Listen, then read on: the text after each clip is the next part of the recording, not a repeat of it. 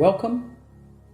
This presentation is the extended version of the presentation I gave at the European Association of Social Anthropologists at Stockholm University this past August. It's called Understanding the Rise of the 21st Century Flat Earth Movement from a Bundle of Popular Conspiracy Theories and Science Skepticism. So my objectives are to understand the modern Flat Earth movement from the inside, engaging personally some of its key proponents.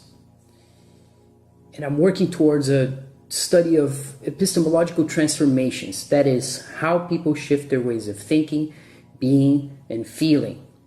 I'm following Gregory Bateson's discussion in Mind and Nature, Necessary Unity, especially the question of tautologies and abductions.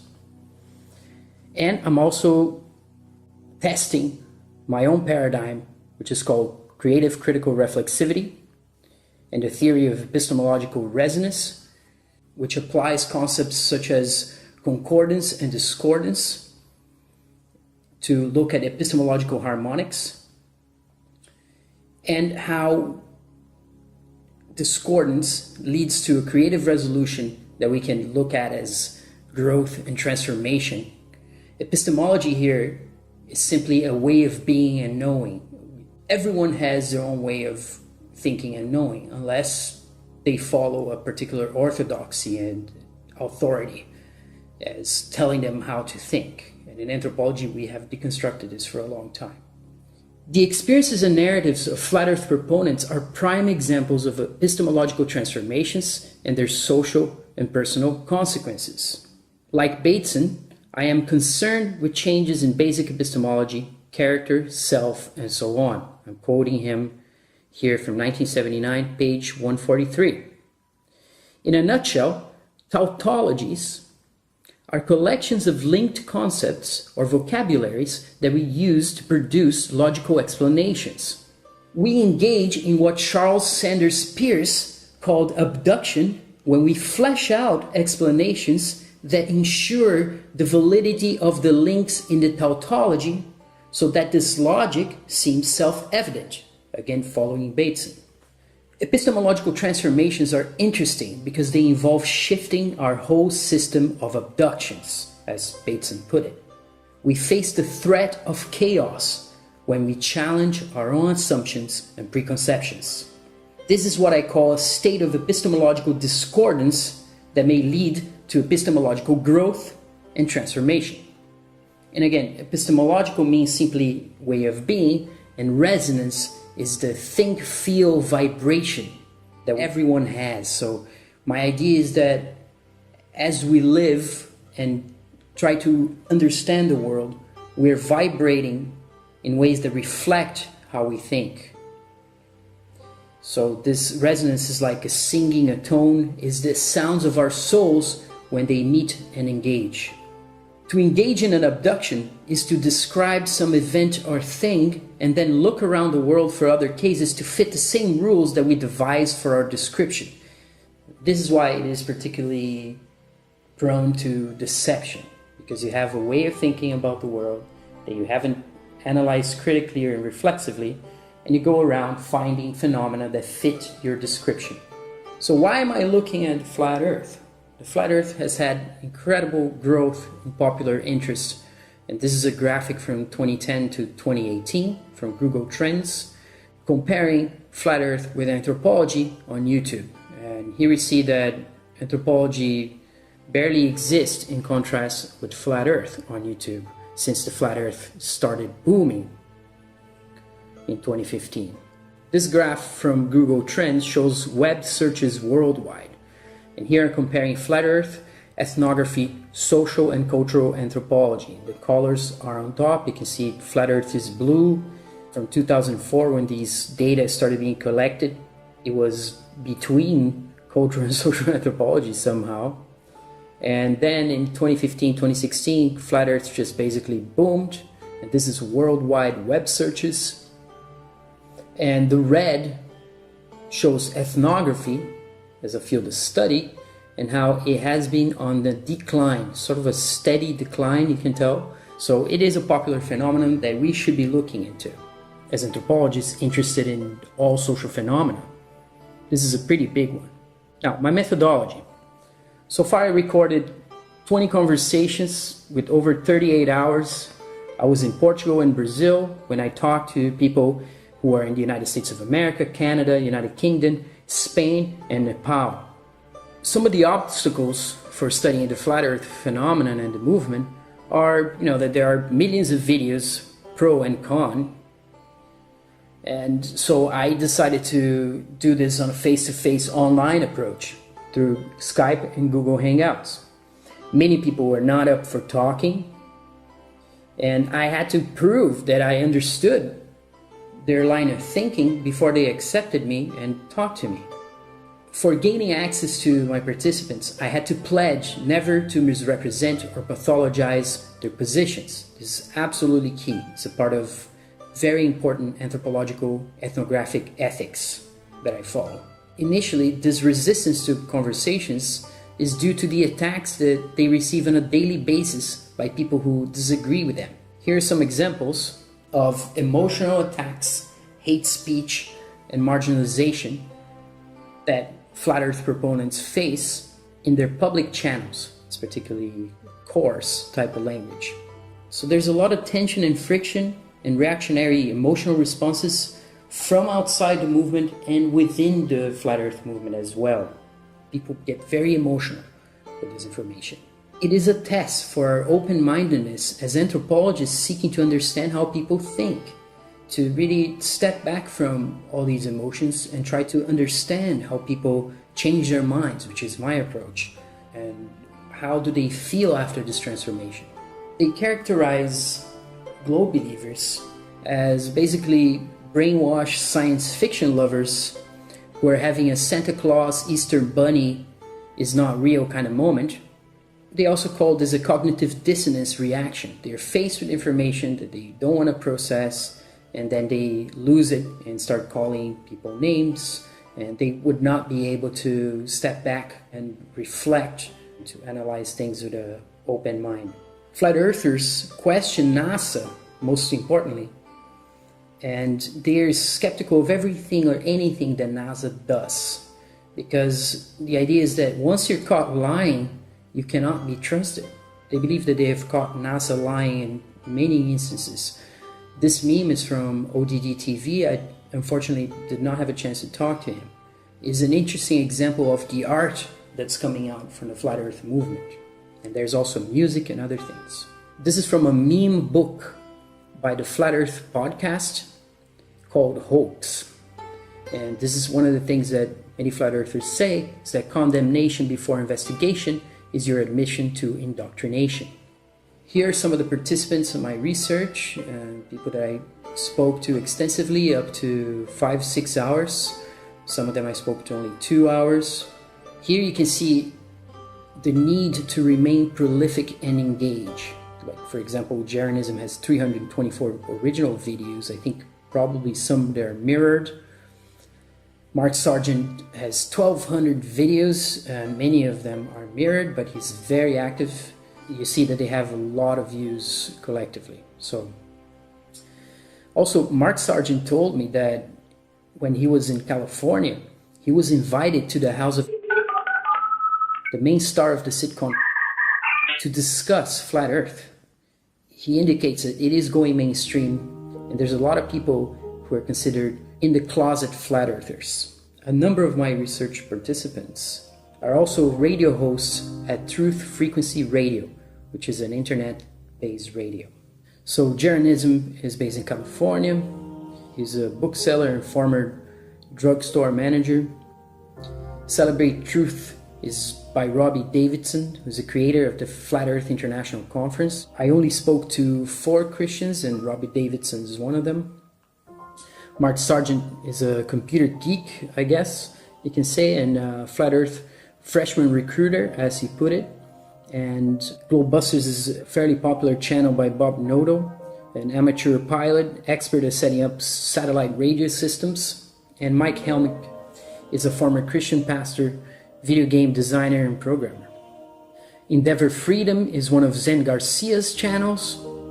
He has an Apache heritage, and He went on a vision quest, and he is an unconventional Christian that looks into many different ancient texts, which he discusses online. And some of my conversations with Zen are online in his channel, Endeavor Freedom. Paul on the Plane does not reveal his full name. This is a reaction a lot of people in the Flat Earth have to protect their families, to protect their work. And he's also a radio host, and his series of videos focuses on faking space. 𝐄𝐀𝐑𝐓 is Mark Knight's channel. He's a British and lives off the grid in Spain and invests in cryptocurrencies. He's now working on an alternative education system for children that values one's sense of perception and intuition. And DITRH stands for Deep Inside the Rabbit Hole, and it is David Weiss's channel.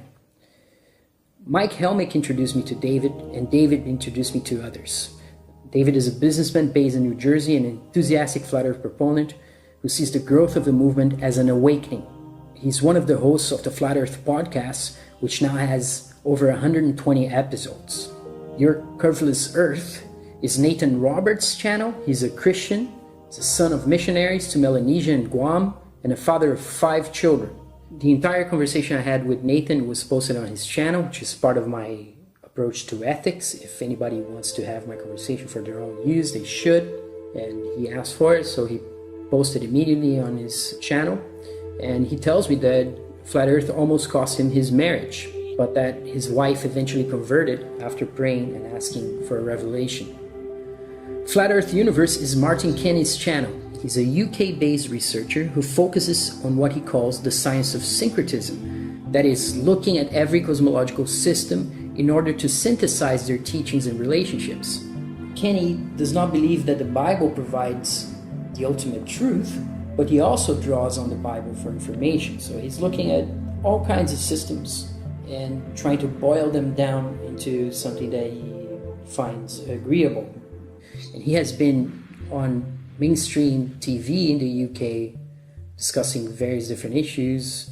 The last time was about the lunar landing hoax.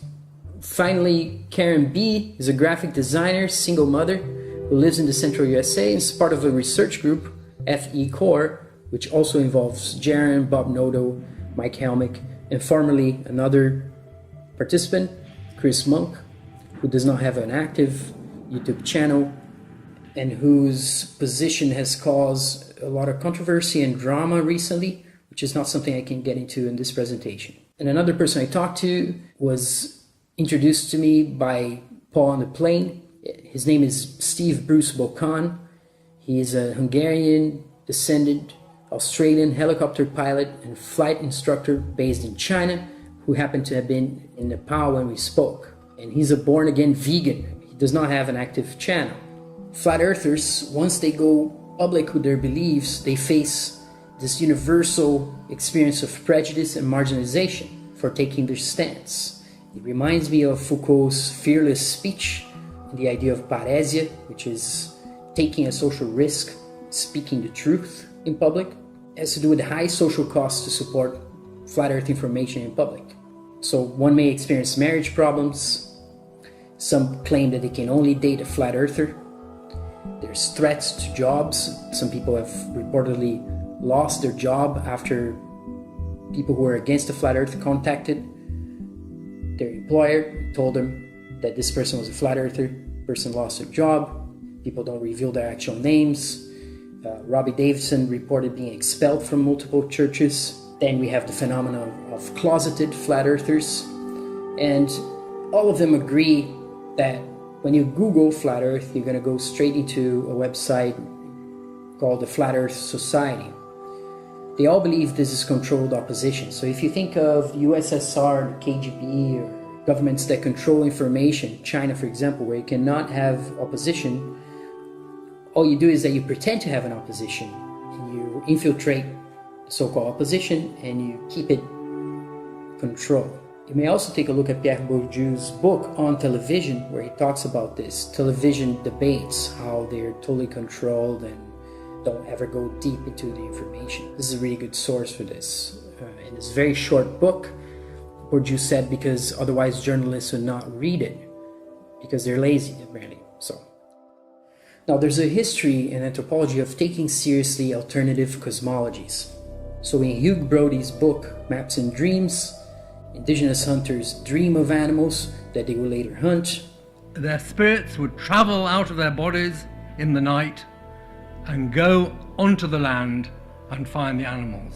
They would dream the hunt. UBC professor Bruce Miller received a visit from tribal ancestors in a dream that solved a land claims litigation case. You can read that in Extraordinary Anthropology. It's Bruce's edited volume alongside Jean-Guy Goulet. Professor Paul Nadasdy from Cornell, working among Cree hunters, also experienced a maimed rabbit giving itself to him as a gift after being half trapped in Paul's trap. So Paul set up a trap, the rabbit came into the trap, got hurt, managed to escape, and then he was trying to enter Paul's cabin and seemed to beg Paul to break its neck and take it. This is part of the cosmology of the Cree, that animals give themselves up to the hunter. Animals are not animals, they're persons. So they resist this language of managing and the practice of managing natural resources because these are people. Despite the ancient origin of these laws, animals continue to enforce them. They also continue to communicate with human people by speaking to them in dreams, visions, and the occasional waking encounter. Also, importantly, animals play an ongoing role in the political education of First Nation people by cultivating in them attitudes and interpersonal skills that they'll need if they're to assume their roles as fully competent adult members of a society that includes both humans and animal people.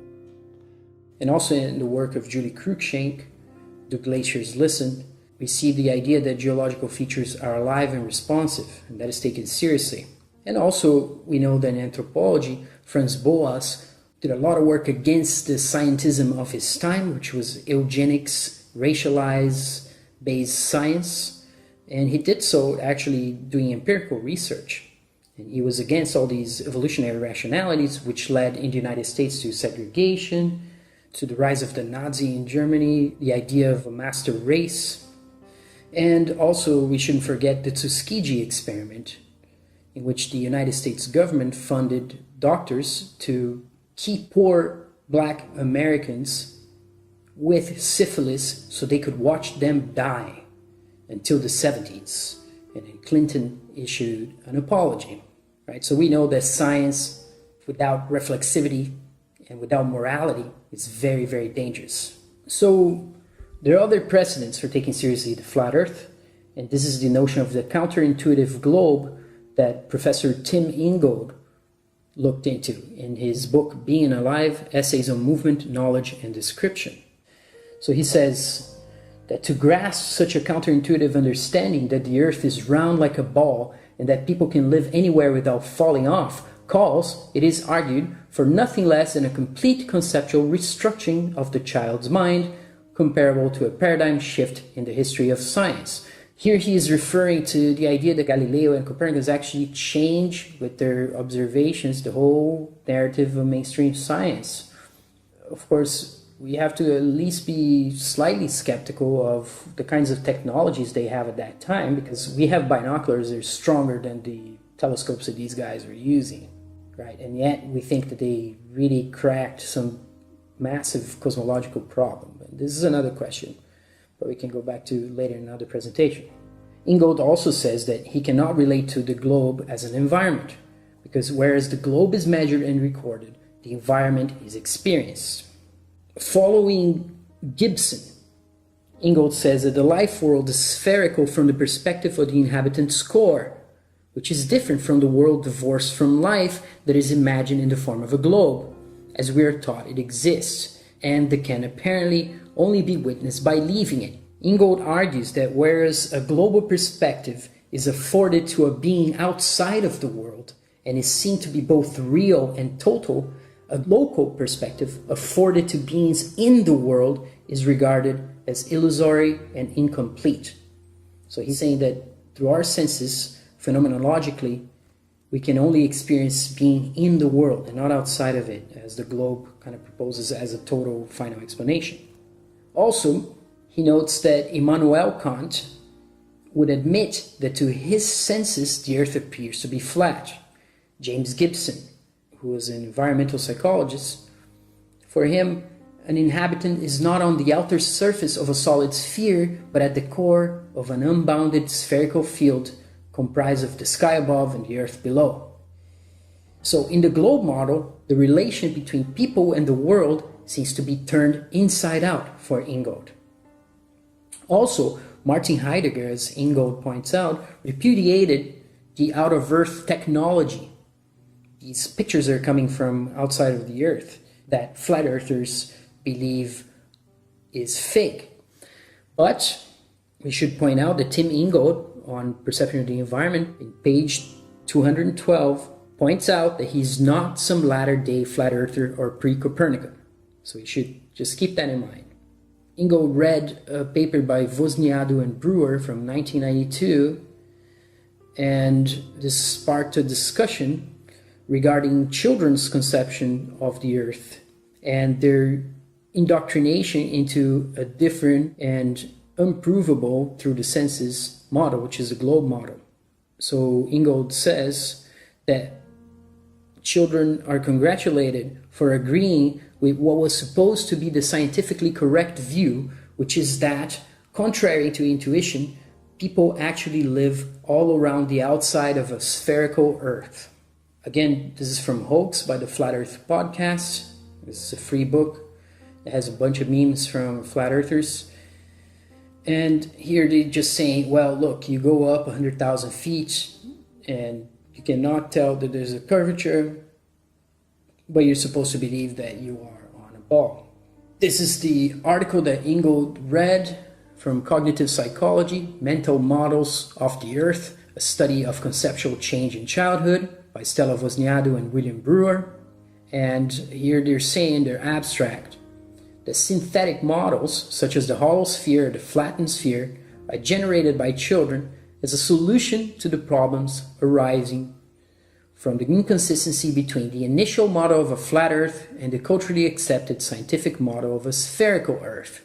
So what's happening here is that children are going to school, they believe the world is what they see, what they feel, which is flat, stationary, but the teachers are telling them it isn't. There's people upside down in Australia, and as they get convinced by the teachers without any physical, personal, experientiable evidence, they create different models like a hollow sphere or a flattened sphere. They come to understand that the Earth is a sphere only when the presuppositions that gave rise to their initial models have been reinterpreted. That's what Wozniacki and Brewer say, and this is a large paper. It's about 50 pages.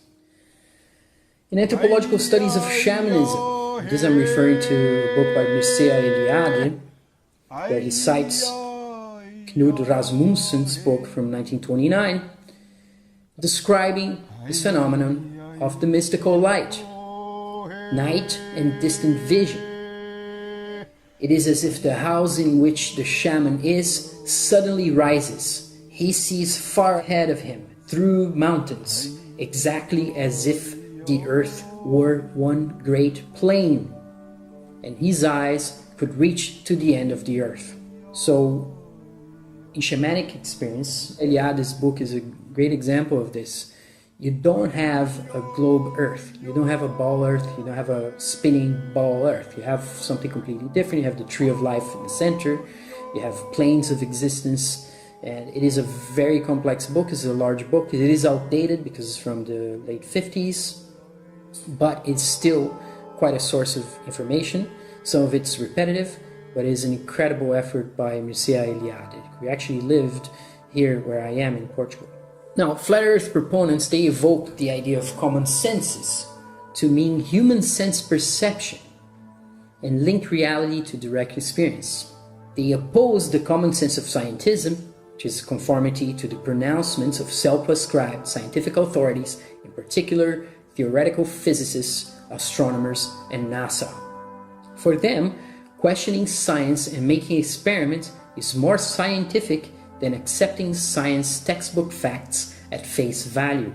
Michael Hertzfeld, the anthropologist, also looked at common sense, and he argues that anthropologists are looking at different kinds of common sense from all around the world. But these common senses, if you will, are culturally based, they're linguistically expressed, they're kind of like the tautologies that I talked about in the working of abductions, if you remember in the beginning of the presentation. And the flat earth common sense is incompatible with what Hertzfeld calls the evolutionary assumptions of the Victorian epistemology that is held to be common sense in much of the Western world today. So there's this reflexive move in flat earth thinking, that they have to look back how you learn what you learn, how you know what you know, and start questioning those presuppositions. This is very reflexive, anthropologically speaking. That's why it makes it quite interesting as a way of thinking. So they will tell you that the reason you cannot tell the earth is spinning, it is because it's not spinning. This is again appealing to the senses. There's a child with a ball. It's a very interesting meme, very evocative. It's part of the kind of art that's been spawned by the flat earth movement since 2015 and continues to grow. They will tell you that they're conducting laser gyroscope tests, and they look at the Michelson-Morley experiment and Airy's failure experiment, supposedly prove that the earth is not spinning. Mainstream scientists would say otherwise. They have a different explanation for it. And again, if you don't do the experiment yourself, you cannot have your own conclusion. Now, what you're seeing here is a time-lapse photography of a rocket launch, and most, if not all, flat earthers do not believe that rockets are going into space. This photo is not by a flat earther, it's by somebody who documents rocket launches. And here you see that the rocket's doing a trajectory going down, still in view. It didn't go straight up, it went in an angle and it's coming down. So this is the rocket launch trajectory curves that they say proves that these rockets are not going into space. For flat earth researchers and NASA critics, the rocket should be going up and out of view, while for NASA believers, it is the spin of the earth that is causing the arc. Some people have looked at how children react to rocket launches, and this is the video that I'm going to show you right now. It's an edit I've made of a compilation of children and adults commenting on rocket launches that are happening in front of them. Let's take a look. Is that a plane or is it the rocket? Was that the rocket lifting off? Yep, that's it. That's a noise. I've never heard it before. It's drifting. That's bad. It's doing good so far. Is it? Is that what always happens? Does it always go like that? Yep. It looks bad to me. It's in space, or is it? Is that it? Yep, I think that's it. Oh no, it's going down! I did. It's going down! Peter, or Sandy, is it turning or is the earth spinning? It's not turning, the earth is spinning. That's going straight up, it's just the earth is turning, we're moving away from it.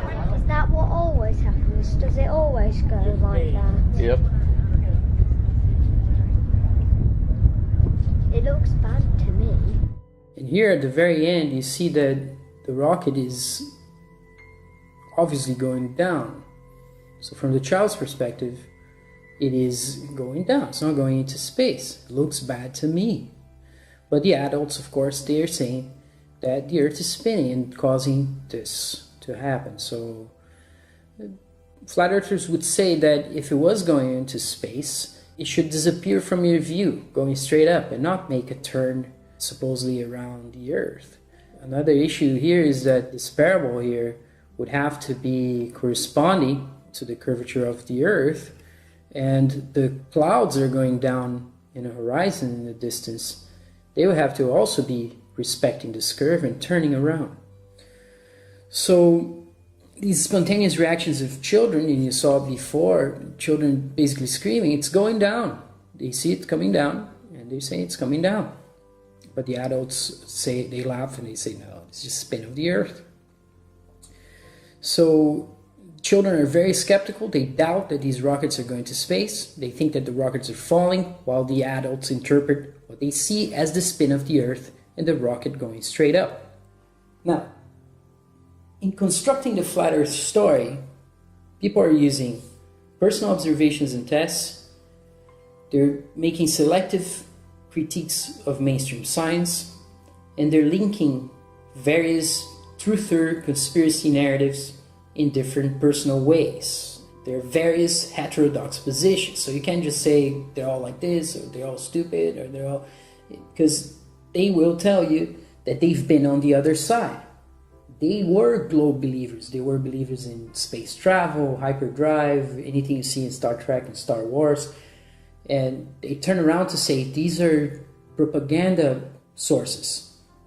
Star Wars and Star Trek are there to convince you that space travel is real and to keep you trapped. And they go through a transformation which is sometimes very painful. And on the other side, they feel light and free. So you see this a lot in how they explain their transformations. All of them in my sample are pro-science and anti-scientism.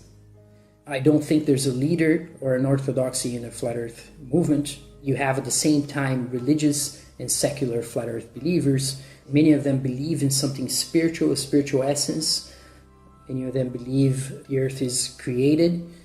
Robbie Davidson, for example, told me that he has encountered many cases of people who were atheists and then through the flat earth became spiritualized. There's one flat earth proponent, this guy called 𝐅𝐋𝐀𝐓, an American yoga teacher based in Thailand, and he is usually repudiated for his pro-Hitler, anti-Zionism, hollow hoax or anti-Semite positions and attacks on other flat earthers as shills. Shills is this language of shaming or mistrust or distrust that exists within the flat earth movement that people accuse each other of being. They say they're being paid by the government to be there and all sorts of other things that some people call paranoia, some people call twitchy. Most of the people in my sample, they do not agree with these extreme views of 𝐅𝐋𝐀𝐓. And some actually lamented the fact that Dubé did not keep them out of the flat earth discussion. So next I will consider a selection of converging narratives that I called in this abstract for this conference presentation, a conspiracy bundle. And later some examples and what the flat earth proponents consider to be evidence.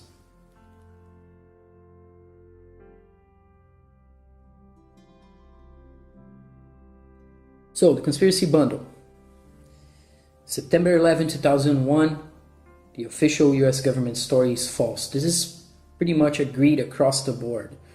Some people think they shouldn't be brought into the flat earth discussion because the shape of the earth has nothing to do with these other conspiracy theories necessarily, but for many flat earth proponents, one of their early awakening moments had to do with realizing that September 11, 2001, the official story was not real. They believe that the mass media is controlled. There are scholarly sources for this, Manufacturing Consent, for example, from 1988 by Edward S. Herman and Noam Chomsky, talks about editorial bias, the switch between anti-communism into the war of terror, and the buying off of all the media companies. It's a classic book.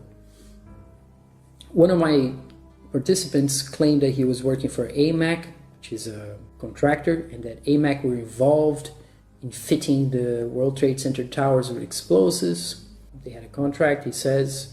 He says that he received a threat to his family, and later he had a near-death experience and his whole life changed. This is another universal belief among flat earthers that the Apollo missions and the lunar landings were faked, that NASA is a production company, that there has been weather manipulation and geoengineering without consent from the people, and this has been in the United States Congress actually. There are so-called scientists saying that they should be spraying aerosols in the atmosphere to reflect sun rays. You can see here just the documents from the United States Congress. Many flat earthers are against the idea of aliens. They think it is something concocted by the government to keep people afraid. They also do not believe that there is an outer space in the way it's been told by, say, Carl Sagan or Neil deGrasse Tyson or Michio Kaku. They do not believe in ancient aliens, but some of them think that extraterrestrials are in lands beyond the Earth, but on the same plane as the Earth. One of my participants sent me this patent that you can find. You can just search and find it and read for yourself. You can see here on the left side, the classification is a directed energy weapon, a device that directs a beam of high energy content towards a target for incapacitating or destroying the target. It is also used for deceiving or protecting. Just kind of interesting use of doublethink. Many flat earthers believe that Dr. Judy Wood's Where Did the Towers Go? Evidence of Directed Free Energy Technology on 9/11 is a very important book. They talk about Building 7, controlled demolition, and many of them are also no-planers. This is the idea that the planes that people saw in the mass media were put there by graphics, computer graphics, 3D modeling, and they will say that the plane should have fallen outside the building. They can never have penetrated. And one particular piece of data that they show, it's from a helicopter in the distance. It zooms into the building. The plane comes in. The building explodes. And then the plane comes out the other side of the building. The nose of the plane comes out looking exactly the same as it came in. And there's people do a pixel analysis, put a pixel next to another. They grab the nose of the plane coming in and the nose of the plane coming out, and it looks exactly the same. So they're saying that the plane could not have possibly gone through the whole building like that. The steel should have destroyed the plane before it could go through the building. It's like throwing an egg on the wall and imagining that the egg's going to go through the wall. So that's kind of, in a nutshell, the no-planar position. And there's some other evidence that they show. Now, back to the conspiracy bundle. What else? There are secret societies in government, Illuminati, so-called Illuminati, and Masons, that there are Easter eggs in Hollywood films, and this is some of the most intriguing, very interesting sort of symbolic theories. The Easter egg is the idea that something is hidden, that when you find it tells you a secret.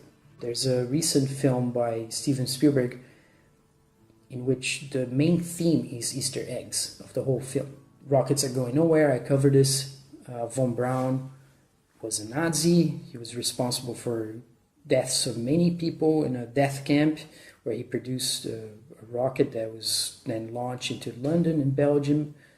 And then he was taken by the United States, promoted by Disney, and he was pardoned or forgiven because he sent humans to the moon, supposedly. Therefore, it's okay if you killed a lot of people in Nazi Germany. That is the narrative that NASA presents for children, and this is something that Jaron from Jaronism has covered, and that it is in one of my 2 videos before I made this presentation about the flat earth, the video that has Darth Vader and Noam Chomsky talking. Now, SpaceX is fake, they say, including the orbiting Tesla car. I'm going to look into some of that. The Cold War was simply a 1984 style script to control the population with fear of a boogeyman. Now that has been transferred to terrorists. They were communists at the time, then they were terrorists, now North Korea, or whatever you have in the mainstream media, to keep the population afraid and dependent on the government. That's the idea. Now there's a division in this other question, whether dinosaurs are real or a hoax, or if dinosaurs are more recent than previously thought. So some flat earthers think that dinosaurs are definitely a hoax. Others think that they were real and they cohabited with humans. And some believe the mainstream story that there were dinosaurs hundreds of millions of years ago, because that is not relevant to whether you can see the curvature on the earth or whether or not you can see too far on ocean level or by a lake. So if you can see 50 miles away the shoreline of another place, you couldn't be on a curved sphere because that place should have been under the curvature. And this is by far the most common test that people are making in this movement. Now, to the question of Easter eggs. So as I said, it's a theory that there are clues hidden on films about various conspiracies, including 9/11 and the moon landings. One of the most important films that supposedly has these clues is Stanley Kubrick's 1980 adaptation of Stephen King's The Shining. There are several changes to the original book. For instance, there's an autobiographical element to the book that then gets transferred from Stephen King to Kubrick. So the idea here is that Stephen King is writing about himself and Kubrick was also writing about himself, and therefore he modified the novel in ways that pissed off Stephen King, because Stephen King hated the film. And this is part of the thematic that appears in Steven Spielberg's film Ready Player One from this year, which points to Kubrick's adaptation of The Shining. So there's a whole scene which involves finding a clue, an Easter egg, going inside the set of The Shining and going through some of the modifications actually from The Shining that Kubrick did. So the first thing they do in the Ready Player One is go into where the typewriter is, which in Kubrick's Shining says, "All work and no play makes Jack a dull boy." That is not in the book whatsoever, in the Shining book. There's no typewriter scene, which is the most important scene in Kubrick's film. In Spielberg's film, the typewriter is spewing keys for some reason, as if pointing to the idea that the typewriter in Kubrick's film is a key for decoding something.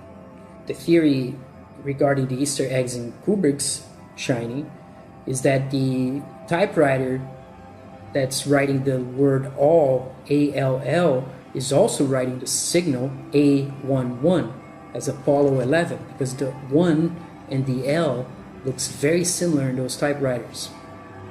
So the idea is that Apollo 11 work and no play is making Jack a dull boy, and Jack is Kubrick. Just as in The Shining, Jack is Stephen. He's a former high school English teacher who's writing a play. And Stephen King has admitted to this in autobiographical, but in The Shining book, Jack is writing a play and is developing that play through the book. How do you like it? In Steven Spielberg's film, you also see room 237. In Stephen King's novel, there is no room 237. The room has a different number. And in Kubrick's film, of course, the boy, Danny, gets up wearing a Apollo 11 sweater and walks into this room 237, which has an anagram as well. It's Moon Room, has an N on it. You can see the tag. So it's room N, which you can make the words, you can turn it into Moon Room. 237 was the supposed distance between the Earth and the Moon at the time. Now it's been updated to 240,000 miles. Another example of an Easter egg in a Hollywood film is in the movie The Matrix from 1999, which we're going to take a look at right now, what it is. In this scene, we're going to look at Neil's passport expiry date, which only appears in the film if you're watching the film very quickly for 1 second or so. So you have to stop it, you have to flip it around and take a look at the dates to see what they are. And this is part of the theory of Easter eggs in films. You have a social security number, you pay your taxes, and you help your landlady carry out her garbage. Here it comes. You take a look. It is September 11th, 2001.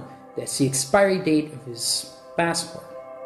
Of course, the connection that the Easter egg theory would make is that, travel became much more difficult after the events of September 11, 2001.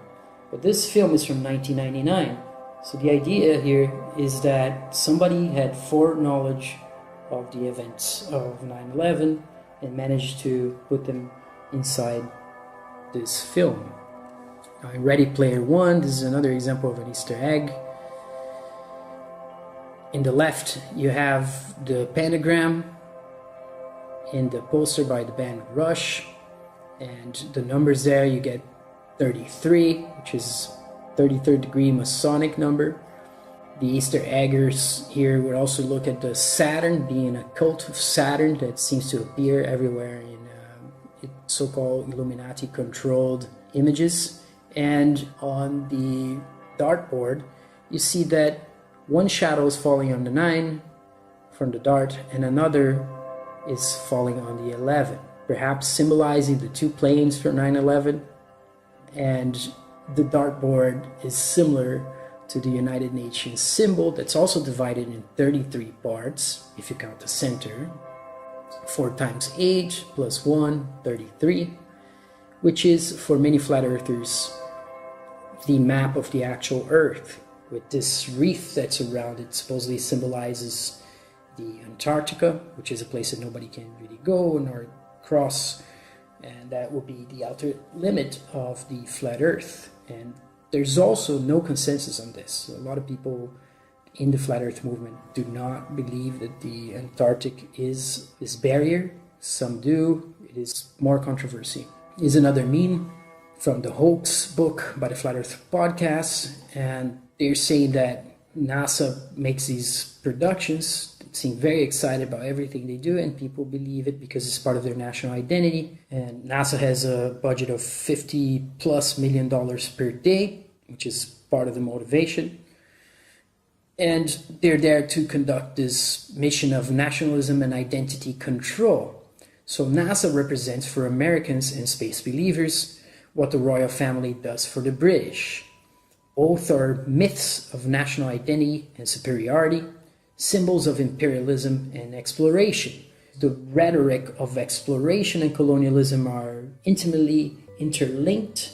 NASA always talks about Columbus, how Columbus changed the world and made the world much bigger and brought civilization to America, when the reality of that story we know from anthropology is that they came and killed a lot of people and caused close to a genocide, and indigenous peoples are still suffering the consequences from that move by Columbus.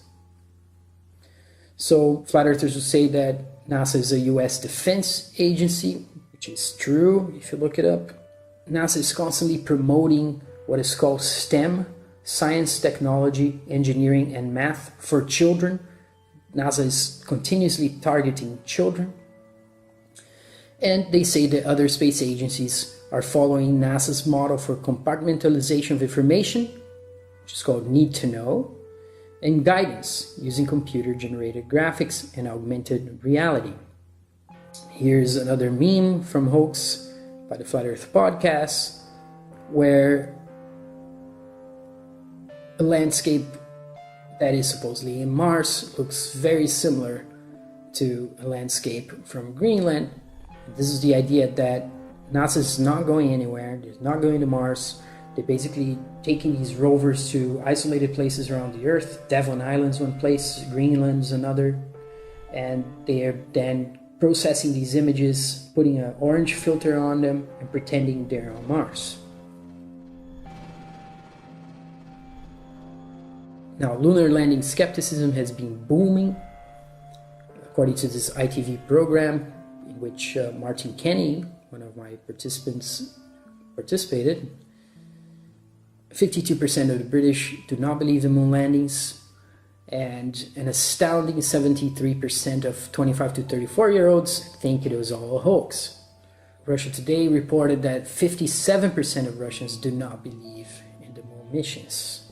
Now we're going to see why many flat earthers do not believe the moon landings. I would say most of them. You can also look at Paul on the Plains' Fake in Space series to see how he constructs that case. Here, what you're seeing is the lunar lander. If you zoom it up, you can go find a photo from NASA. They're saying that if you look it up very closely, this thing couldn't possibly resist the pressures that you're supposed to be holding against in the vacuum. It seems to be not very well made or sturdy enough for resisting these pressures. And flat earthers will make a comparison with submarines and the ISS, for example, that submarines do not have components on the outside, whereas the International Space Station has astronauts going outside and turning boats, and the suits the astronauts are using are tested under the water and then taken to space, which for the flat earthers doesn't make any sense. Water, you're having external pressure, and in a vacuum space you have the opposite. You have something sucking you out. They will tell you that the only experiment of a human in a vacuum chamber almost killed this person, made their saliva boil. So why don't they believe in the lunar landings? Here's another meme from Hoax by the Flat Earth Podcast. And they're now turning to ridiculing people who believe in NASA. And they're saying, if you're not feeling very smart, remember that your friends and family believe this trash can landed on the moon. And now I'm going to show you the Apollo 16 takeoff and what flat earthers and people who are skeptical that NASA went to the moon will point out as evidence for fakery.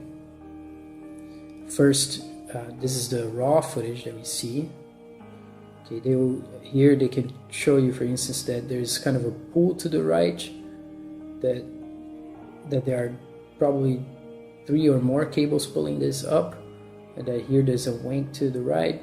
Of course, they question how by remote control this camera is moving up. It's another question. Now, as another view, here is to show what they believe to be the wire, a nylon wire reflecting the light from the studio into a prism and being pulled so that it reveals this line here that you see. Again, it is aligned with the rise of the lunar module. It's strange because as the explosion happens in the bottom, this line is going up, and what could be going up like this? It has to be something going up. It's also coming from behind the ship. And there's another couple of lines that you can see here and here. This is one, this is another, in addition to this line that comes up here. Now, there's not only this is a problem here. These are the panels that you saw in the previous picture. And as the explosion happens, they seem to explode and start flapping. There. So this is the explosion that sends the machine up. And now the panels are flapping. Okay? Here's how it happens. You can see as many times as you want. So some people say that this is exactly how it's supposed to happen on the moon. I mean, they haven't been on the moon, but they know for sure. It fits the equations, it fits everything. It looks very real for them. They saw it on TV, so it looks real. And flat earthers and many people were skeptical. Now the majority of people were skeptical that these landings on the moon took place. They will tell you that these panels have been blown by the explosion in whatever this is, a model or whatever it is inside the studio. Right, so this is the kind of evidence that we're talking about. Nobody was there, but we know. Now, Elon Musk is another person that no flat earther takes seriously. Here he's being asked, what did 𝐄𝐀𝐑𝐓 teach you? And then later he's going to say something which seems very close to double-think logic from 1984, straight out of 1984. He says, you can tell it's real because it looks so fake. And there's this concept in 1984, prolif feed, feeding the proletariat, which is a newspeak term that means that there's entertainment being tossed into the masses to keep them controlled and mild and subjected to authority. This seems to be pointing into that direction. Let's see what he says. 𝐄𝐀𝐓𝐇 teach you? Teaches, I guess, told me like crazy things can come true. Like, cause he'd said like, I didn't really think this would work.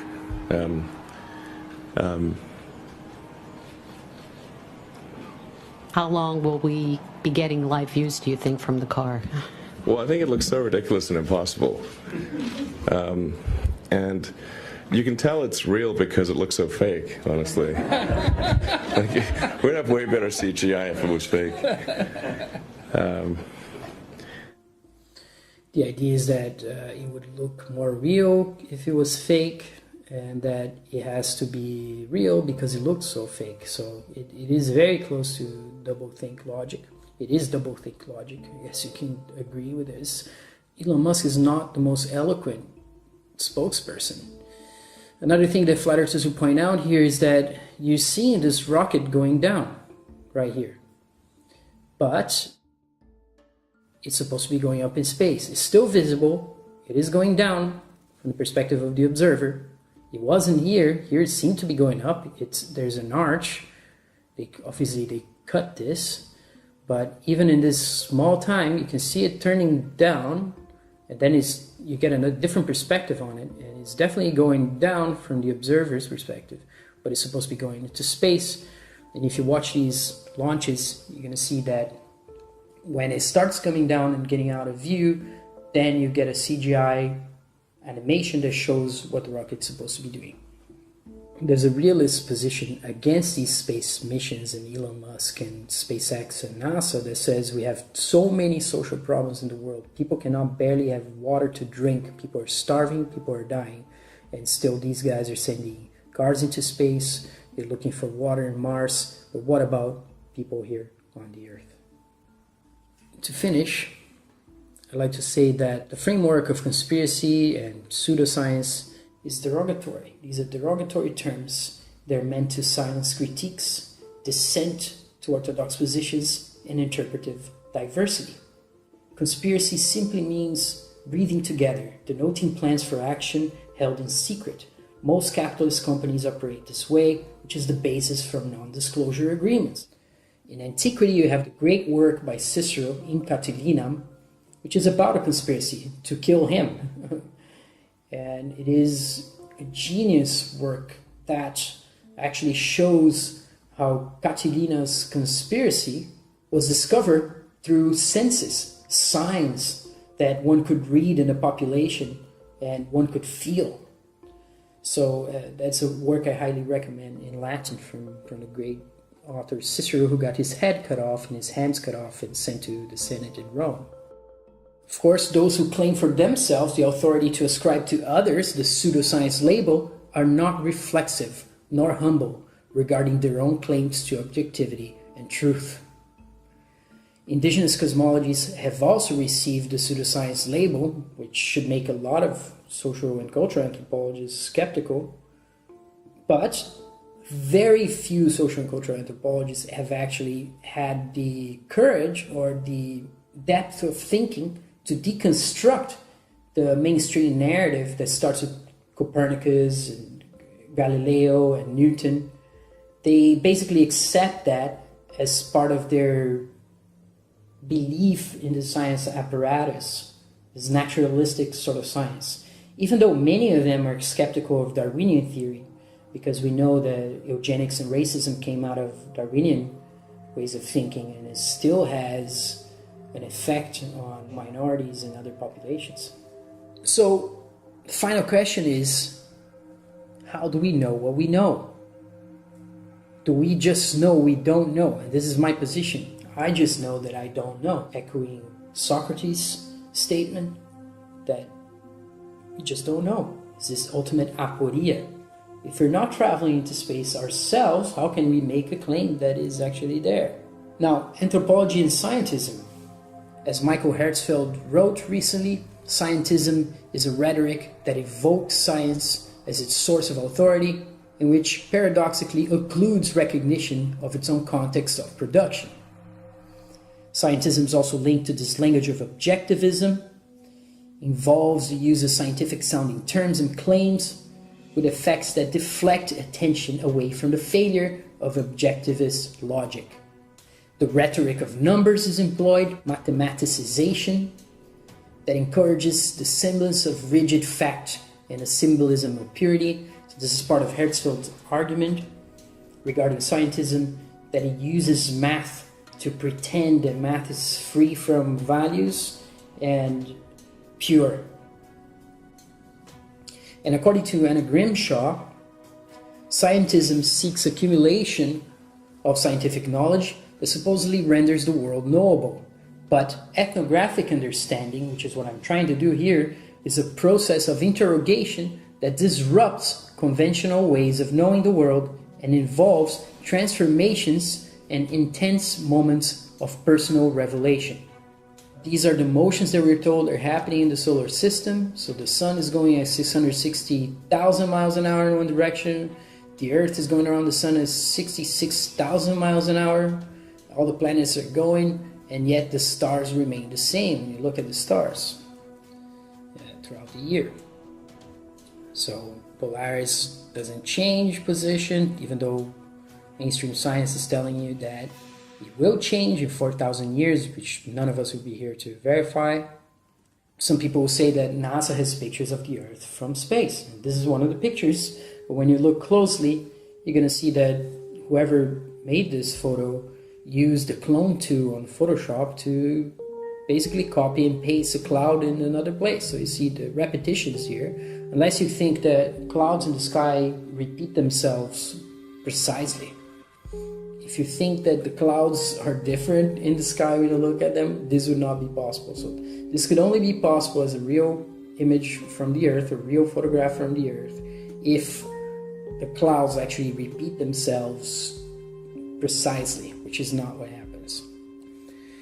Many flat earthers believe that satellites are not real, it's a fraud, and they will point out that the internet and other communications are carried via an extensive submarine cable system, which it is true. You can go and look it up. The internet is connected through submarine cables. The TAT-14 system is a ring system, so if you lose one cable, you can route your traffic the other way around and still reach your end target. But also more globally, you have a number of cable routes connecting the same continents. If one cable is down, you still have several other routes.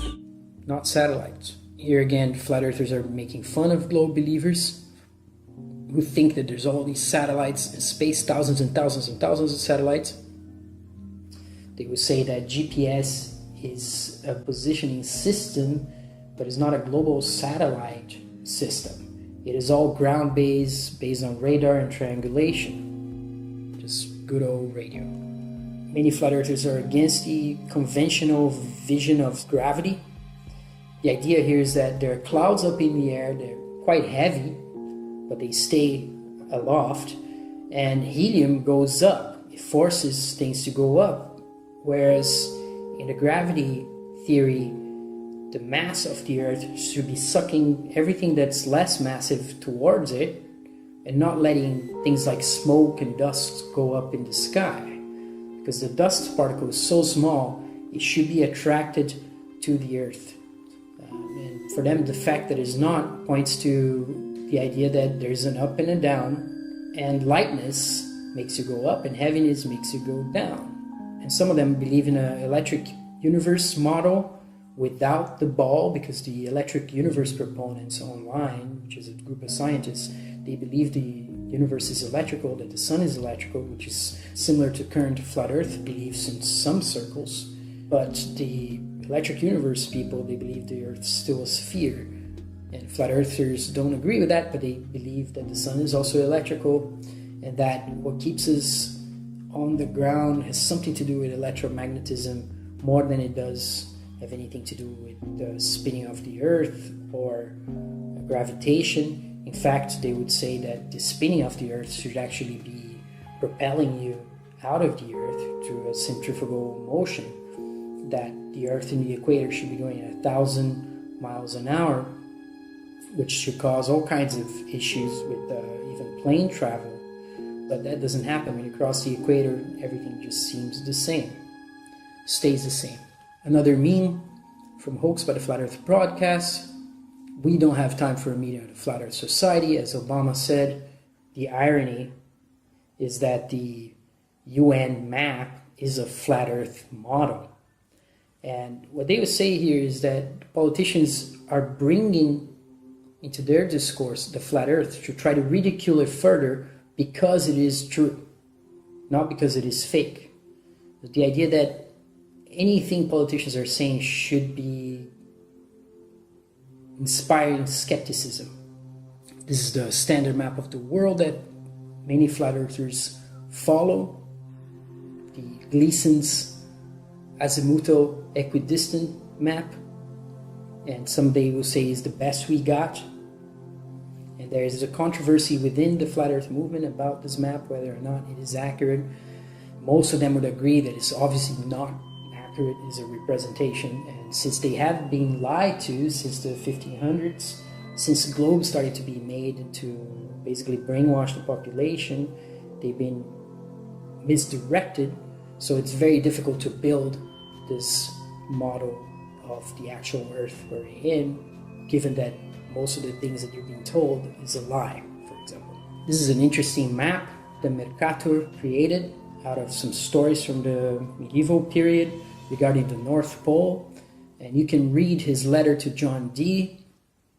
You see the 4 indrawing currents of the north and the so-called Mount Meru in the center, which you see in Vedic cosmology. It's supposed to be a magnetic mountain.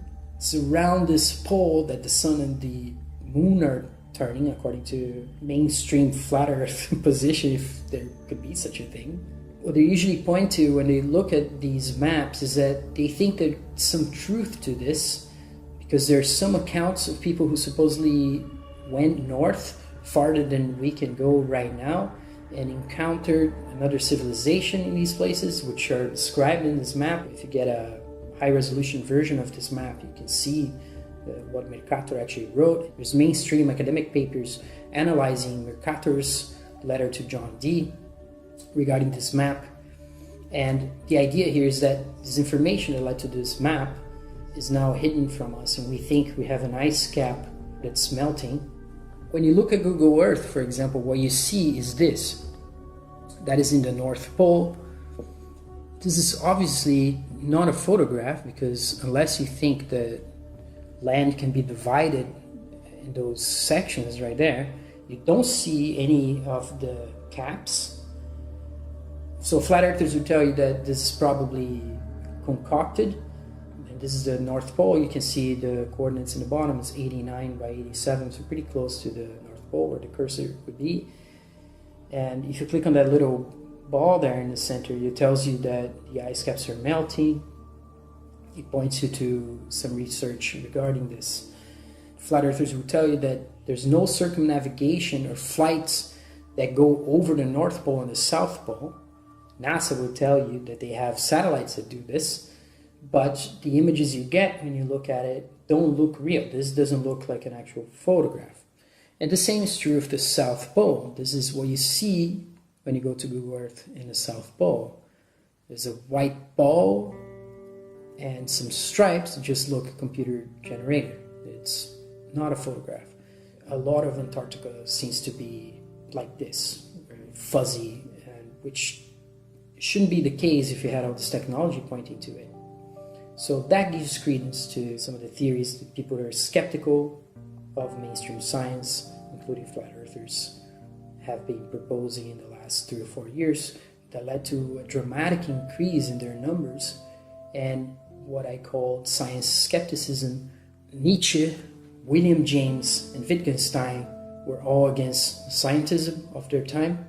Very recently, in the last 4 or 5 years, there have been many works published among philosophers and theologians and anthropologists looking at scientism as a philosophy. One work I can point you to is Rachel Christie's 2018 PhD thesis that deals with Nietzsche and William James's reactions to scientism at their time. So thank you very much, and next time we're going to look at what my participants have been saying from our conversations. Conversations are sometimes very long, up to 3 hours, so I'm going to do the work of cutting them down for proper consumption. So thank you very much.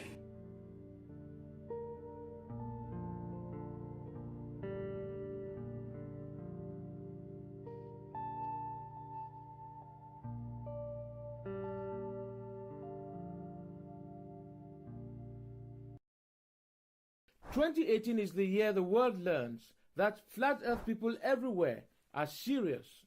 Research Flat Earth and subscribe to the Flat Earth Network today.